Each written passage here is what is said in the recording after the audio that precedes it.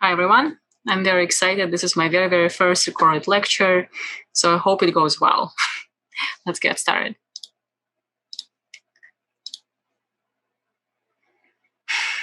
Okay, we're going to talk about single subject research designs, otherwise known as single case designs. It's the same thing. So these types of research designs are coming from the applied behavior analysis world, and the emphasis of these designs is on the fact that each participant serves as his own control, and each participant experiences both the control condition and the independent variable condition. As you can tell from the name, single subject research designs, is that in these types of designs, we usually use just one person, which is very convenient in terms of participants' recruitment.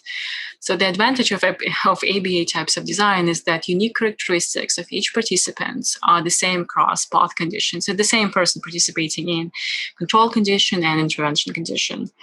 Also, each participant constitutes a complete basis for legitimate conclusions. So you use the data from one individual and then you make your conclusions.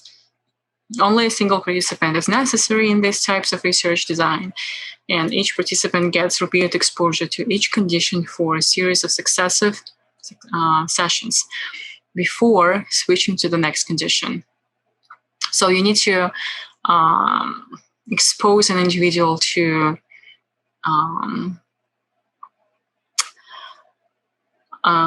enough amount of intervention or control condition before you switch these variables.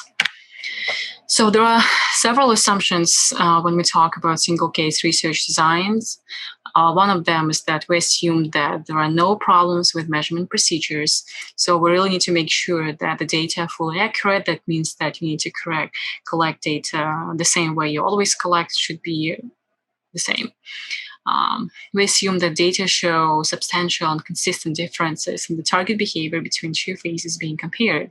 So it means that we assume stable responding in each phase and orderly transitions between phases. So it means that nothing happened during the baseline, except for the baseline conditions, and nothing extra happened during the intervention conditions, except for the interventions and the intervention itself. And the data, it should be reflected on by the data that the data during the baseline is different from the data during the intervention condition. So we assume that all variables are the same across the two phases being compared, except for one condition. And that condition is the independent variable. Again, we really need to make sure that we control for all confound variables, and there is nothing wrong with our study, nothing that interferes with our study. I know this is really hard to achieve, but that's what we're striving for. We assume that all aspects of the experiment are essentially perfect. I know this is really hard, but that's what we want. So here is the basic logic when we talk about single case research designs. There are three components. First of all, we make a prediction, which is the anticipated outcome of future measurement. So let's say we developed an intervention. We want a child to make more requests, socially appropriate requests, instead of crying. So we anticipate that without intervention, nothing will happen. And with intervention, something different will happen. So we make a prediction, and then we need to verify the prediction, which is basically the demonstration, the real demonstration that the prior level of baseline responding would have remained the same if the independent variable were not introduced. So we collect data on child's typical topography of requests, and that means that the way the child asks for things. And then so before we predicted that this is how the child requests for things, by crying. But now in the verifications, at the verification stage, we really need to collect data and show how often the child cries when the child wants anything. And then we need to show that with the intervention, let's say we teach a child or we demonstrate to a child how to ask for things appropriately, the child's request behavior will look different now. The child will not cry, the child will point at a thing or say, name the object. And then we need to replicate our findings. We need to repeatedly demonstrate control over the dependent variable by future manipulating the independent variable. That means that we really need to show that it's our intervention that helps the child to request for things appropriately. Let's say without the intervention, the child would keep crying. If we demonstrate to a child that this is how we ask for things by pointing at a thing or naming the object, this is how the child will get what he or she wants. So this is when we talk about the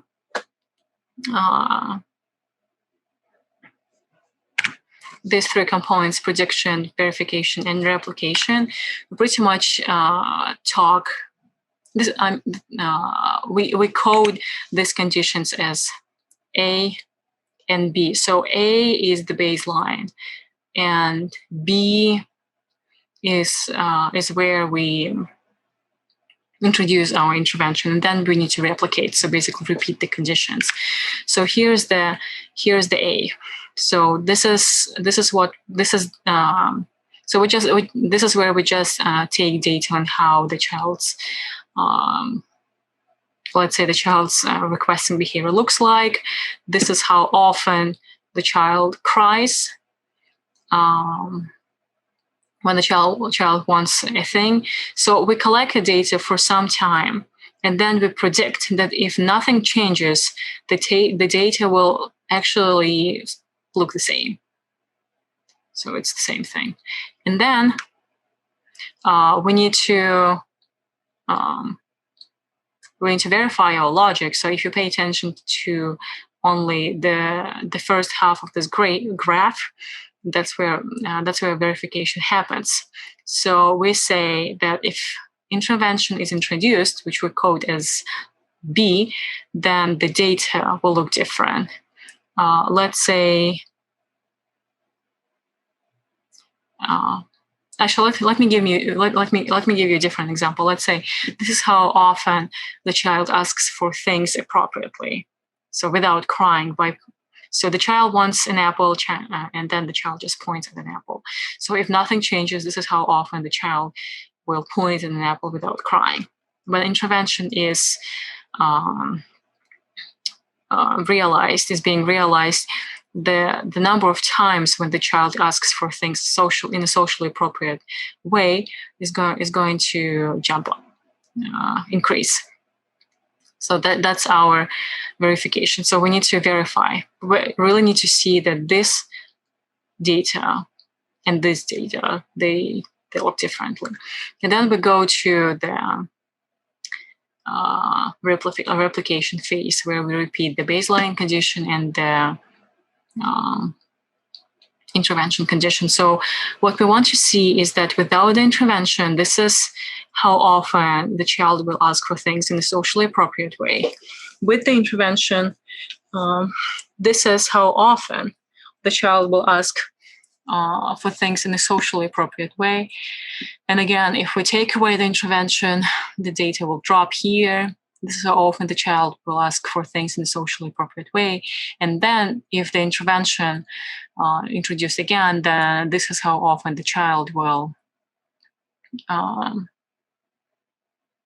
ask for things in a socially appropriate way. So we want to see the effect that the intervention is good. It should be effective.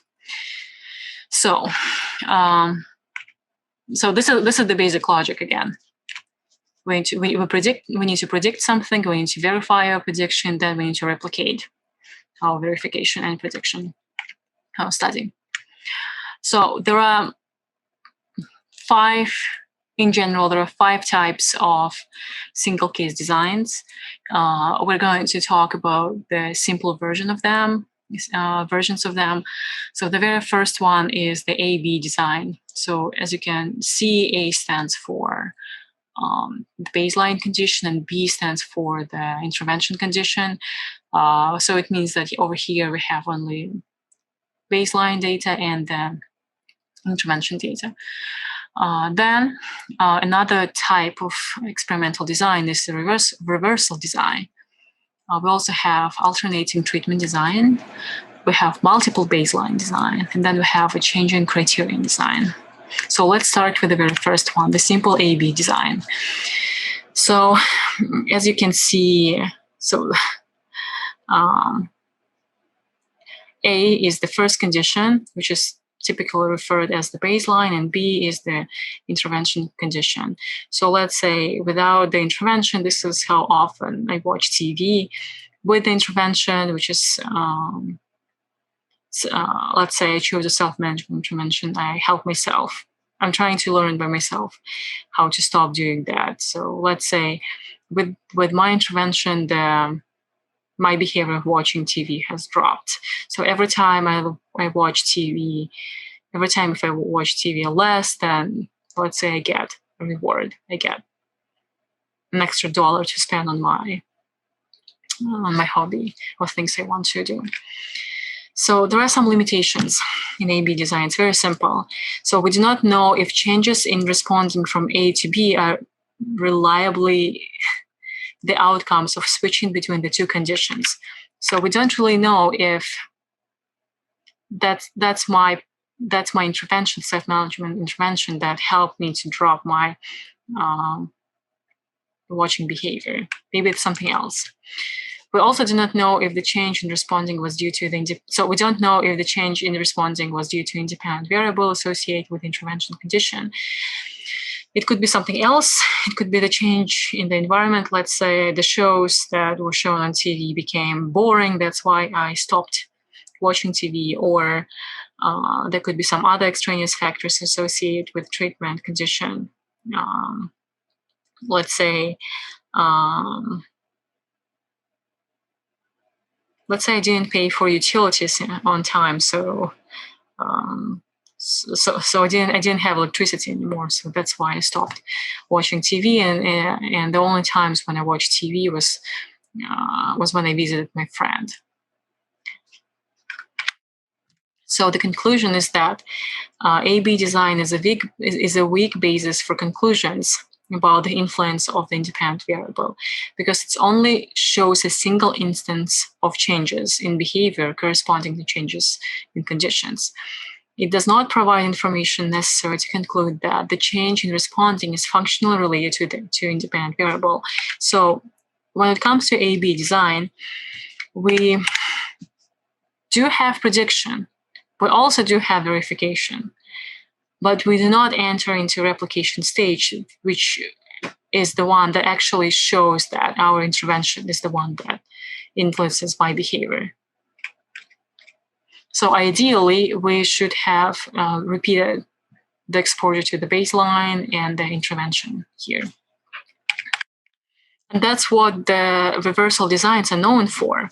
So it's a within subject experimental design. By within subject, we mean that it's the same subject that's participating in all of the conditions. So it's a within subject experimental design that involves a pair of control and experimental conditions in which one or both conditions repeat at least once. So typically, the very simple version of the reversal design includes control, intervention, and control. So it's a baseline condition, intervention condition, and the control. That's why it's called reversals, because we reverse the control. And then when it's in the more complicated versions, we also reverse the intervention. So it looks like control, intervention, control, intervention. So it begins with AB design and therefore shows that introduction of the intervention condition corresponds to changes in responding, and then we repeat the same things again. So reversal designs, it's repeating of the control condition and the intervention or just the control, ideally control and intervention, which creates a comparison between control and intervention conditions. So it allows two comparisons, A to B and then B to A. So again, A is the baseline, B is the intervention. So we compare the baseline or control condition to the intervention, then the intervention to the baseline condition. So, and the second comparison, B to A, shows that changes in responding in the intervention condition reverse back to the kind of responding observed in the control condition. So when we go back to baseline, our data also looks like the baseline in the very beginning, but it still does not tell us why responding changed. We just need to know that. So we can replicate again A, B, A, B. So when we talk about, when we really want to know why responding changed, we just repeat the intervention condition for the second time, like here, A, B, A, B, this A, B design. So there are two types, roughly speaking, there are two types of reversal designs. The first one is just an A, B, A. The second one is A, B, A, B. The first one does not tell us why responding changed, because it merely shows that the baseline data during two conditions look the same. But the A-B comparison design really is more helpful. Even though it still doesn't show that our intervention is solely responsible for the changes, but it still gives us more data. This is an example. So this is how, let's say, my watching behavior, my TV watching behavior looked like during the baseline. This is how often I watch TV during the intervention. This is how often, again, I watch TV when the conditions were reversed to the baseline. And this is how my behavior looked like when we reversed again to the intervention. So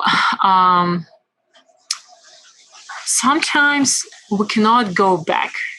So we cannot reverse to the baseline.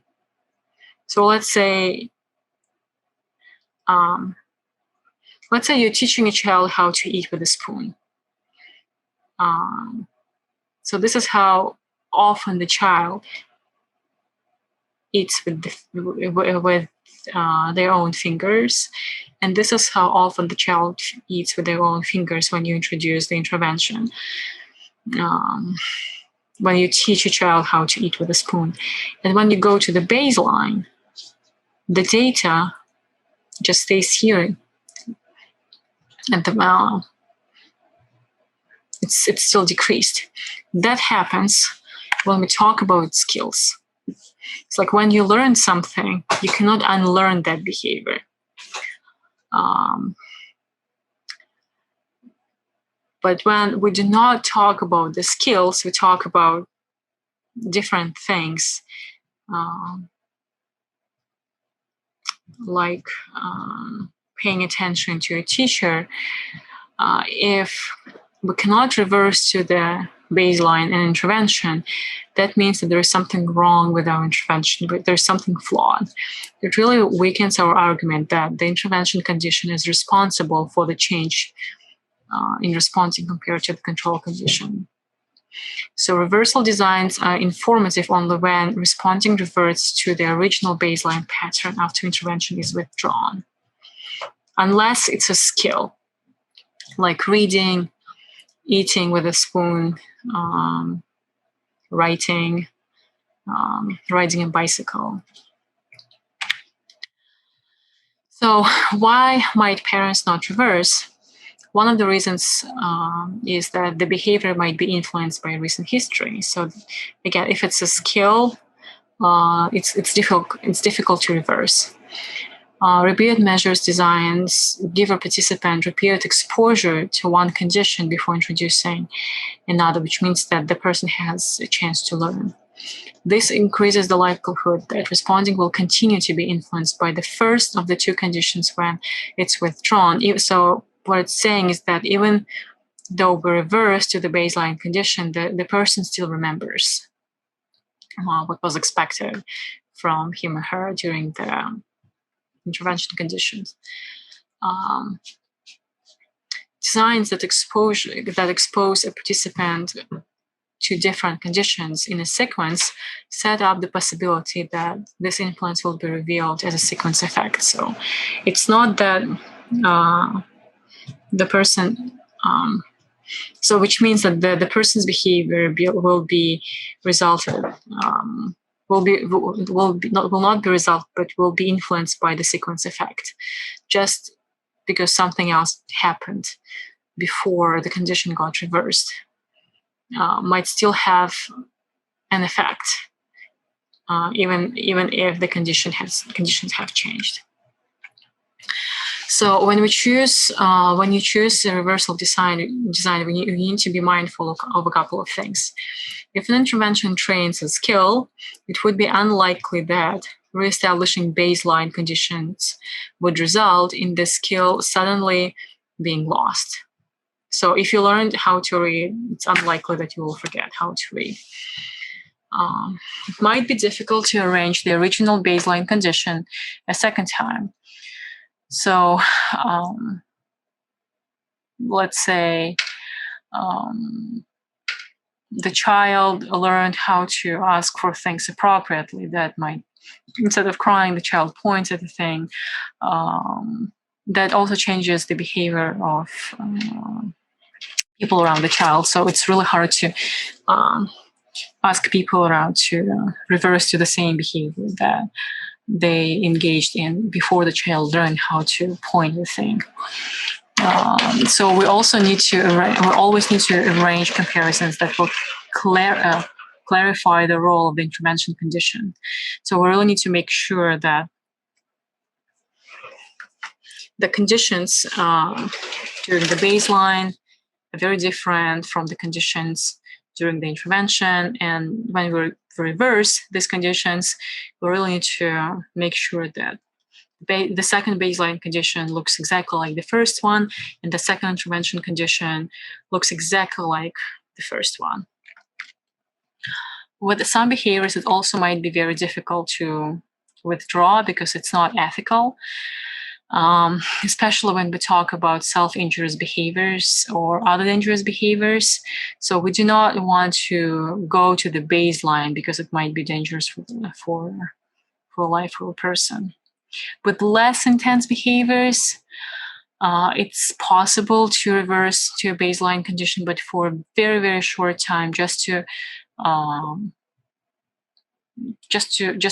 reveal the functional relation between the intervention and the behavior. But usually people don't do that very often. So we've talked about the A-B design. We talked about the reversal design. So the A-B design includes only the baseline condition and the intervention condition.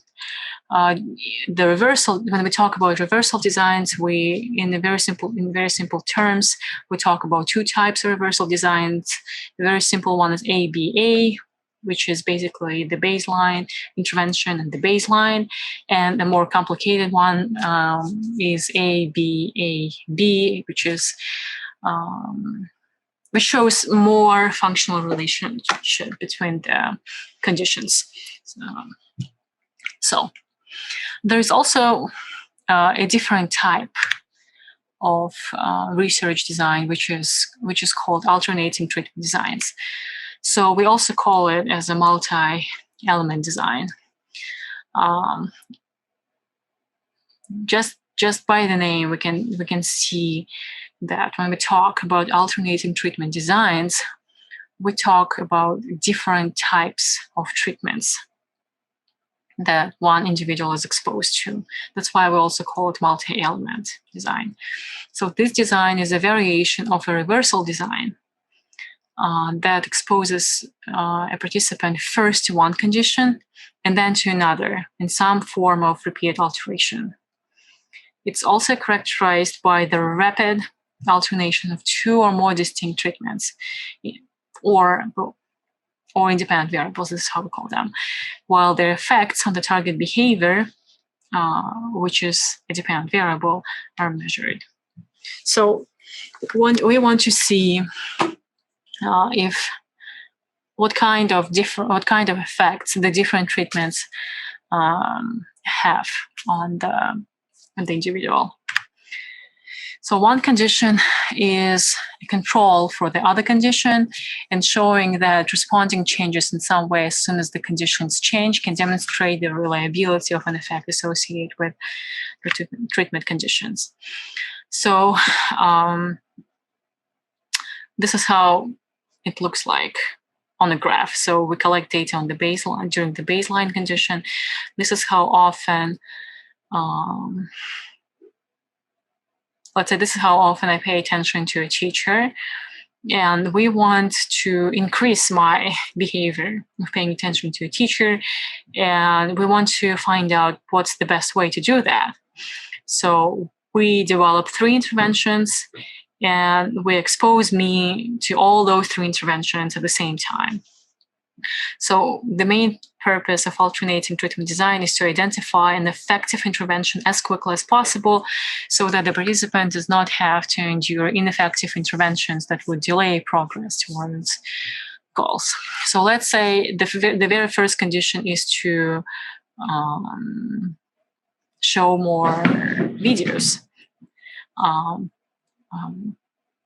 And the second condition is to give me extra points for looking at the teacher.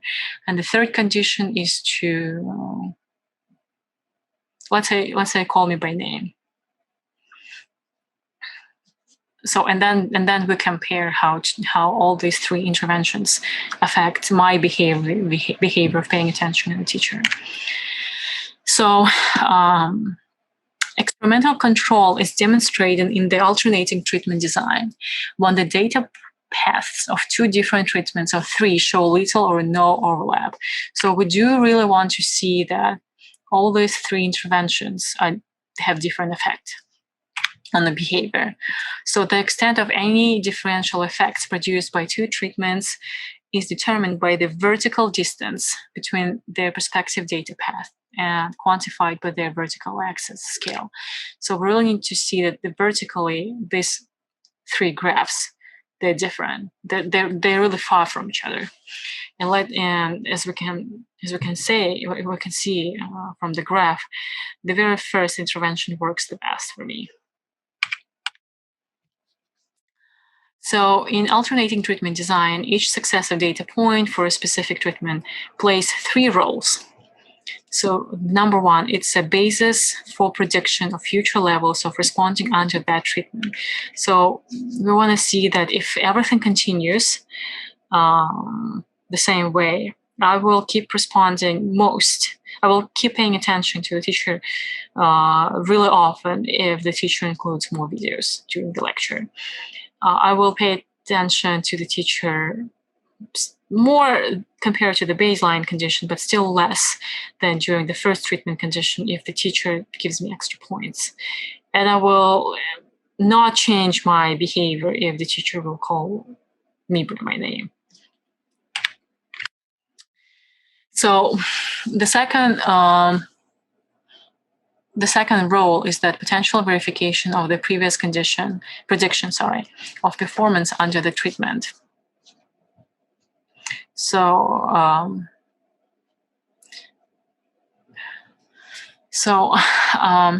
during the as you remember, so during the prediction phase, during the baseline, we predict if business goes as usual. This is how things will continue happening.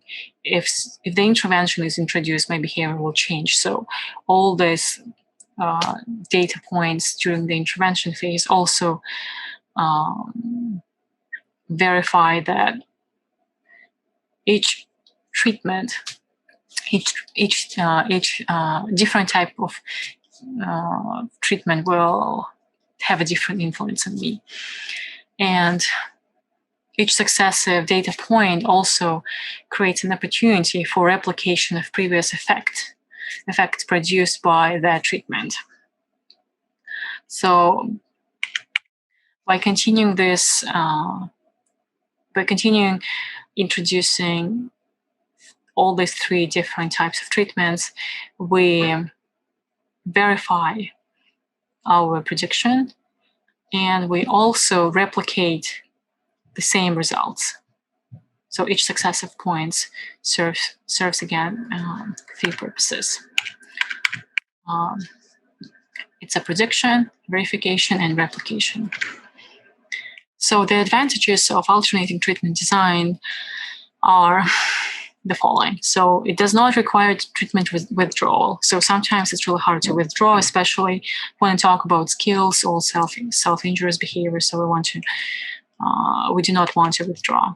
So it also quickly compares the effectiveness of treatment. So we really see the clear difference between the 3 types of treatments. It also minimizes the problem of irreversibility. So sometimes we can, when we want to reverse to the baseline, somehow the behavior does not reverse because it's affected by the sequence effect. It can be used with unstable data patterns because the behavior changes depending on the intervention. It can be used to assess generalization effects, and intervention can begin immediately. So we see that incorporating more videos in the lecture improves really improves my behavior of paying attention to a teacher. So we're just sticking to this and we're using this more.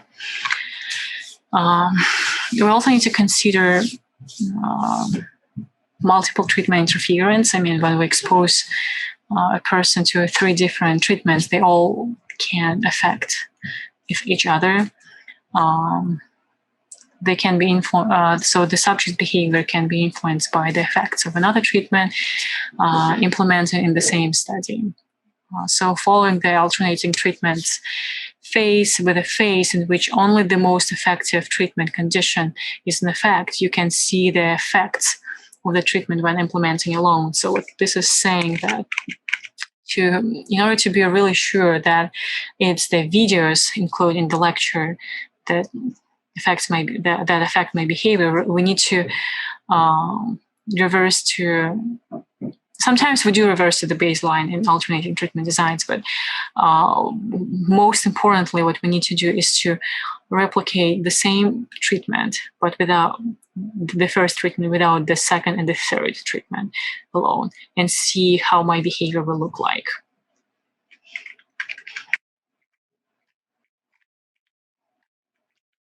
Okay. Let's go to multiple baseline designs, which is the most widely used experimental design for evaluating treatment effects in ABA. One of the advantages, again, we do not need to withdraw from the treatment. It allows comparisons not only within one baseline, but between 2 or more baselines. It also includes simultaneous design measurement it means that the simultaneous baseline measurement can be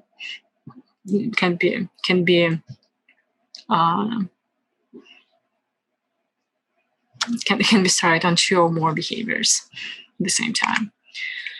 So these are the assumptions.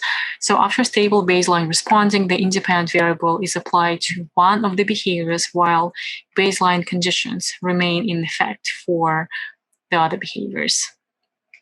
After maximum change has been noticed in the first behavior, the independent variable is being applied in sequential fashion to other behaviors in the design. Experimental control is demonstrated when and only when the independent variable is applied. So let's say we want to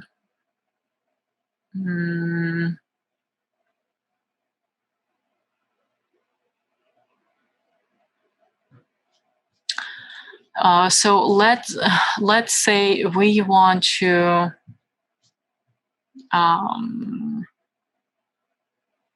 improve 3 behaviors, and let's say all of them are related to some academics. So we want to improve my reading, we want to improve my writing, and we also want to improve my counting. Let's say I'm very poor in all of these three behaviors, skills. And we want to see if a simple praise will have an effect. So we start collecting baseline data on all three behaviors. And we see that I perform quite poorly. In the multiple baseline design, we start intervention only with one behavior first, but we still keep collecting data, baseline data on other conditions. Let's say we first start working on my reading skills. So every time I read correctly, the teacher or therapist, whoever the person is, will just praise me, just say good job, or give me a sticker. Let's say just good job. That's all. Verbal praise. We want to see what we want to see is that my behavior improves during the intervention. But we do not provide any kind of praise, any kind of extra verbal praise when we work on my counting skills and on my writing skills. So only when we see the change in my reading skills, substantial change, very stable change in my reading skills, which is, let's say it's an improved reading skills. Let's say I really love verbal praise, and suddenly I started reading quite much better because I like hearing verbal praise. So we want to see what we're going to do next is that after we see that my reading skills have really improved and I'm doing a good job, only then we introduce the same intervention for my writing skills, for my writing behavior. So every time I write anything correctly or beautifully, a teacher would provide verbal praise until my writing behavior has improved or stabilized. We do not introduce that same intervention, which is the verbal praise, for my counting skills. So that's pretty much what multiple baseline is. So we have multiple baselines for multiple behaviors. And we introduce the intervention in a very successive manner. So, but multiple baseline design can look differently. So it doesn't need to involve three different behaviors, just different behaviors. It cannot be across behaviors. It can also be across settings. So we want to see that let's say I say hello, not only at home, but also in a kindergarten and let's say in a cafe. And then we can also involve multiple baseline across subjects. So this is where we involve more people. So let's say we recruit 3 children and we want to see if verbal praise influences their counting skills. So in this type of the multiple baseline design, when we involve 3 people, usually 3 people, we choose the same behavior, the same target behavior, the same intervention. The target behavior, let's say it's a counting skill, and the same intervention verbal praise, but 3 different people. And in multiple baseline design across settings, we choose the same person, the same behavior, target behavior. The only thing that changes is the setting. In multiple baseline design across behaviors, it's the same individual, the same place. The only thing that changes is the behavior. So graphically, this is how multiple baseline should look like. So this is subject 1 or setting 1 or behavior 1. This is how the behavior looks like during the baseline. So when the baseline is stabilized, we introduce the intervention. When the intervention is more or less stabilized, we introduce the intervention for the same for the next behavior setting or subject over here. And then we still keep collecting data for the first condition, setting behavioral subject. And we move on to the second subject. When the data stabilizes for the second subject during the intervention phase, we move to the third subject. And please remember that you need to keep collecting data for all three subjects, settings, or behaviors. So again, when we talk about multiple baseline designs, we talk about behaviors and multiple baseline. So we need to make sure that the behaviors in multiple baseline design, they are functionally independent from one another. If we're interested in behaviors, if we want to see the intervention, if we're interested in the effects of the intervention, we need to choose three different behaviors. So we should, what it means is that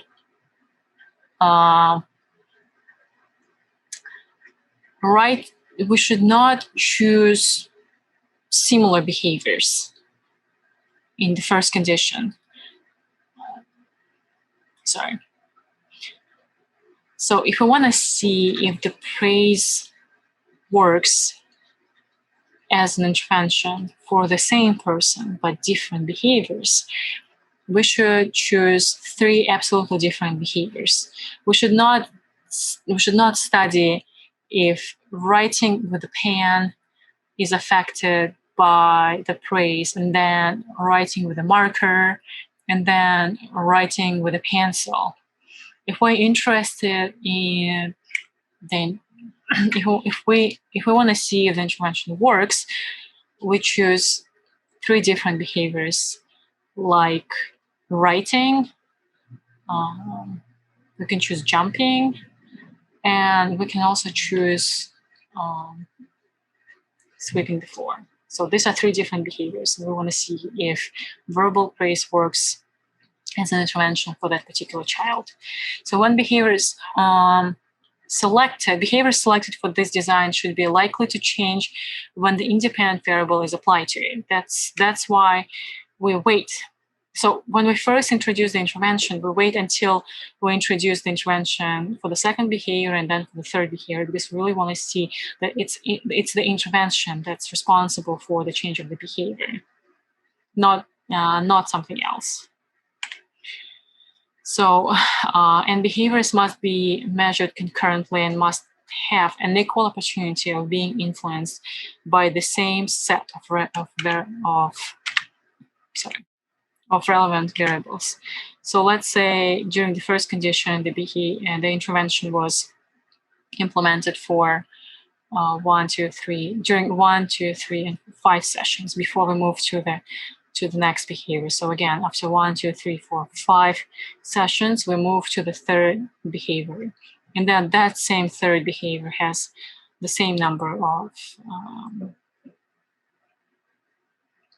the same number of sessions during which it was exposed to the intervention. So the bottom line is that the behavior should be exposed enough to the intervention to see the change. So there are some advantages of multiple baseline design. It does not require withdrawing, which is very good. It's easy to change multiple behaviors in different settings or subjects. The concurrent measurement of multiple behaviors allows direct monitoring of generalization. The design is easy to conceptualize and implement. So when we talk about generalization, we usually talk about generalization across settings, across subjects, and across skills. So let's say I learned how to say hi to one person. We really need to make sure that I say hi to other people as well. Not only that, I say hi in different settings, and at home, in the kindergarten, and the cafe. But I also want to know how to say hi in a different way. I can shake a hand, I can say hello, I can nod. more I can smile. So the disadvantages are if two or more behaviors co-vary, you may not see a functional relation between between the independent dependent variables, even though one exists. So let's say you're studying if praise is a good intervention for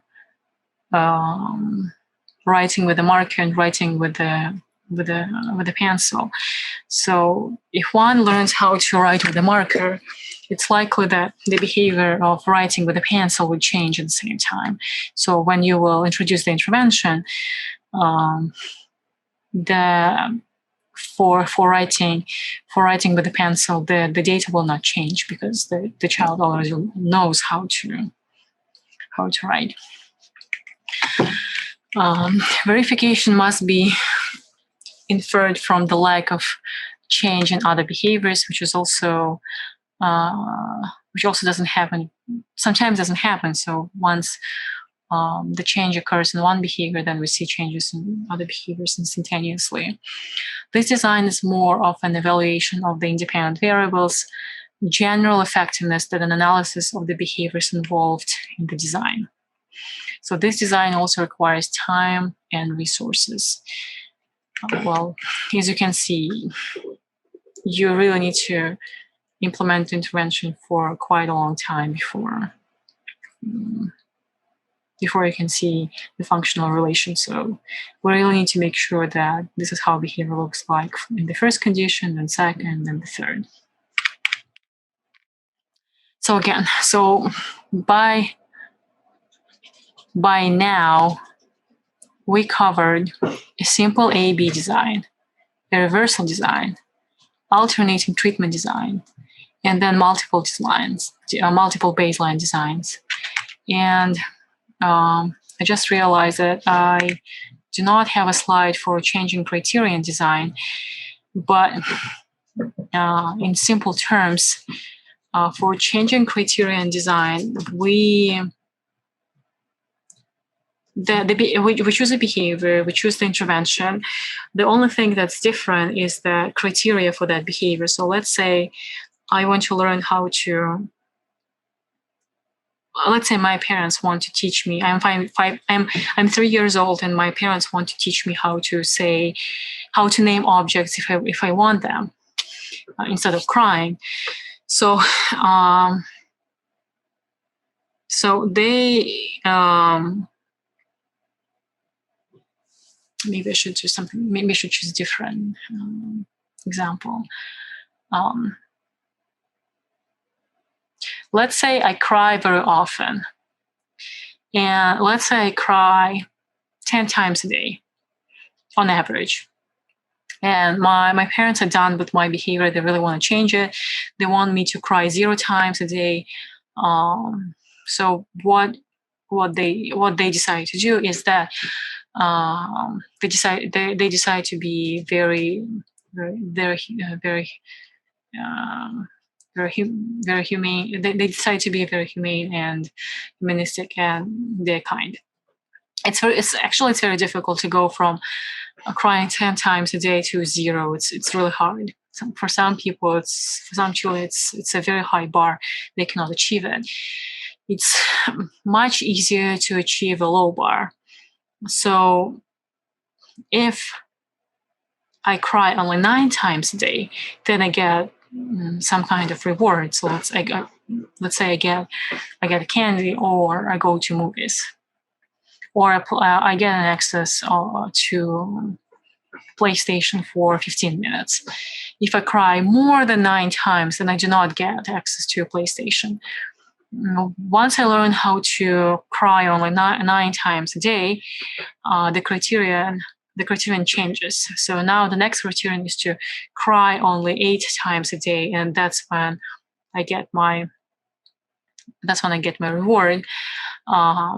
After data stabilizes and I learn how to cry only for 8 times a day, the criterion changes to 7 times a day. It's very similar to sports. So let's say I want to improve my my running behavior. So I want to run more. It's really hard to shoot for running for an hour every day. But I can start with a very low bar. I can start with running for 5 minutes a day. And once I learn how to run on a regular basis every day for 5 minutes a day, that's when I increase my bar, and I run for okay, it's going to be very low bar. I run only for 7 minutes a day, but I slowly increase my bar only after my data stabilizes, only after I get used to running for 5 minutes a day every day, and only when I can actually do that. Only then I change my criterion, and then I say, okay, every day I will run for 7 minutes, and only then I will get coffee, very good coffee, very expensive coffee. And once I learn how to regularly run for 7 minutes a day, I tell myself, okay, now I want to run for 10 minutes every day, but that's going to happen every day. So it's this kind of goals. It's much easier to achieve this kind of goals than goals like going from 0 minutes of running a day to an hour, like 60 minutes of running a day. It's easier to start with a low bar and then get a reinforcer, then go to a slightly higher bar and then get a reinforcer.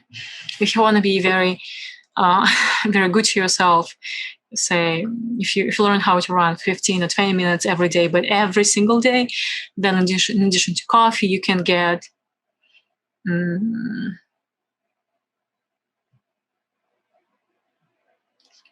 something. I don't know, nothing comes to my mind right now. What else can I get in addition to coffee? Something very good. So you really need to know what you want. Okay, so that's what we talked about. So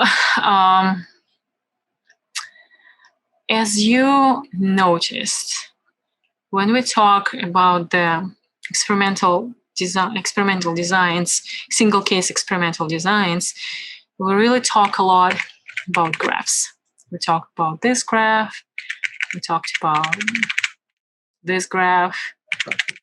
We pretty much we really analyze data by looking at graphs. So to analyze data and say that the intervention was effective, we really need to be good at visual analysis. There should be S here. So that's the skill we should have. There are different things that can help you to be effective at visual analysis. So traditionally, single case design study data are presented graphically. It's still presented graphically. When more than one participant engages in a study, we show, we show data in a graph. Again, so it's a very traditional way to analyze treatment effects in single case research. So when we talk about visual analysis, we need to know that we need to demonstrate 3 things. So 3 demonstrations of an intervention effects are necessary for establishing functional relation. So we need to do within phase analysis, between phase analysis, and non-overlap of all peers. So within phase analysis is within one phase. Here in psych, we'll need to make sure that overall, in general, the data is stable. It's the same. Between phase examinations, we need to see what happens here when the phase changes. And when I talk about non-overlap,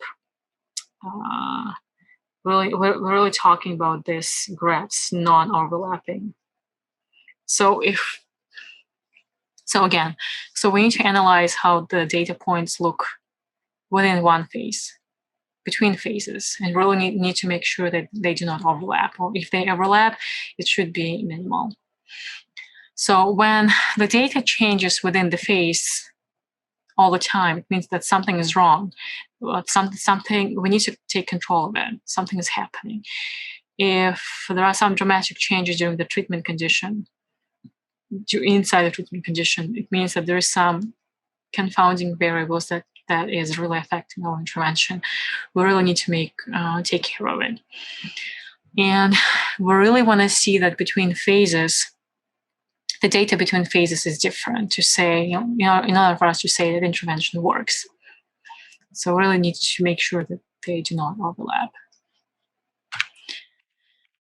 So when we talk about within phase, when we do a visual analysis within one phase, we talk about a level, trend, and variability. Variability is how means when we talk about variability, we talk about how different each data point is from other data points. Are the data points on average the same, or they're different? When we do a between phase analysis, we usually talk about the overlap. Again, we really want to see if the data overlaps or do not overlaps between phases. We want to see how quickly the effect of the intervention is established, and are the data consistent across similar phases. So we want to. So when we replicate the baseline, this is baseline 1, baseline 2, and replicate treatment condition 1, and here as well. We want to see if the data is consistent. We're going to talk about it more now. So when we talk about the level, we talk about the mean of the data within a phase. Is it high? Is it here? Is it here? So what is the level? When we talk about variability again, we talk about the level of deviation of data around the slope of the best fit straight line. So if I draw a line like this, like here, the best fit line, other data very far from other data points very far from each other, like here, or they are not, or they are very close to each other. We also talk about the trend, which is basically the slope of the best fit straight line describing data within phase. This is the trend. So is the trend upward, downward, or is it the same still? So these are the three things we talk about when we do the within phase analysis. So now we're going to go to the between phase analysis. That's the immediacy of an effect, which is the magnitude of change in level, trend, and variability between the last 3-5 data points in one phase and the first 3 to 5 data points in the next phase. So let's look at this graph. So the data within the last 3 to 5 points of the baseline phase is not very different from the 3 to 5 data points of the beginning of the intervention during the intervention phase. So the effect of the intervention here is really not very immediate. I mean, we can see that the trend line here is somewhere here, and the trend line during the intervention phase is upward, but the effect is not really immediate. So unlike here we can see the effect of the intervention immediately. So we see that the data points over here, they go downward, the data points over here, they go upward, and we can see a clear difference between two graphs. Oops. Unlike here we can see the immediate effect of the intervention. So the last data points during the baseline are substantially different from the data points during the intervention. We can see that there was a clear effect of the intervention of this particular intervention or during these particular conditions. So we also need to make sure that the data looks consistent, the data pattern looks consistent within the similar phases. We really need to make sure that the data during the baseline conditions looks the same during the all baseline conditions, and then the data during intervention, during one particular phase of intervention. The data of one particular intervention looks the same way in different intervention, in all the intervention, during the all intervention phases. So when we talk about that, we usually talk about the within phase analysis. So we talk about level, trend, and variability. Okay, so we looked at these graphs. We see that there is a difference,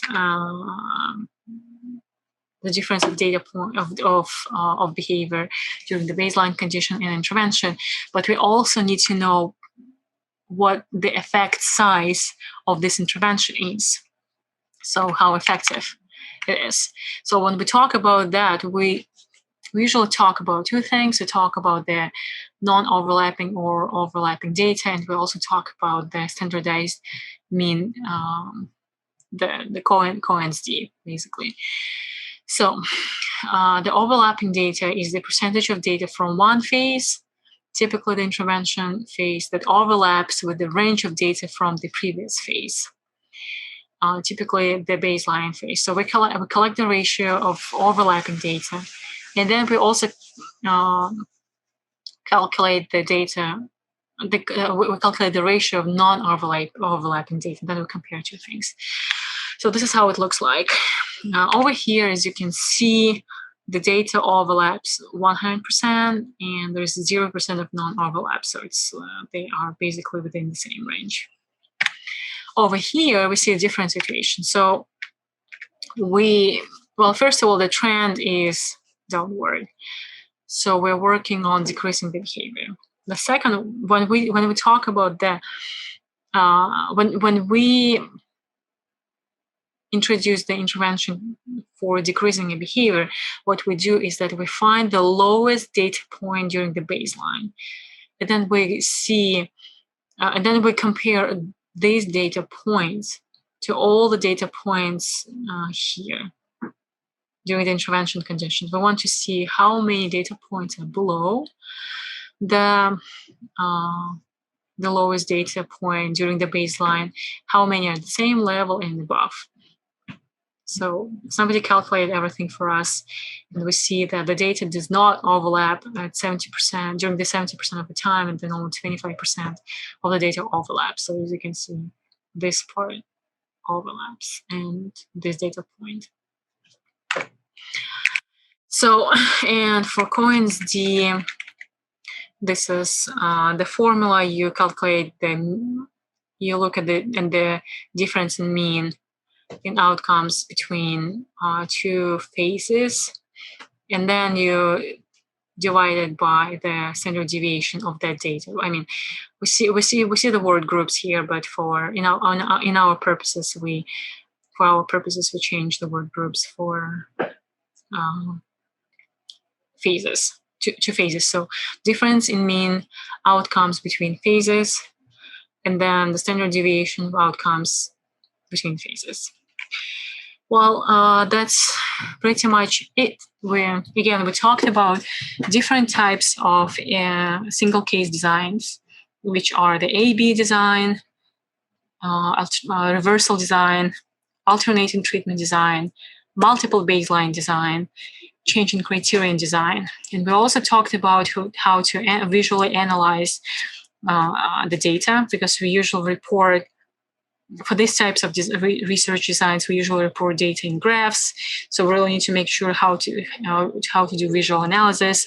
For the visual analysis, we really need to know how to analyze the data within phase. When we talk about the within phase analysis, we talk about the level, trend, and variability of the data. And then we talk about the between phase analysis, which is to what extent the data overlaps or does not overlap, if is the effect immediate or not, And is the data consistent across similar phases?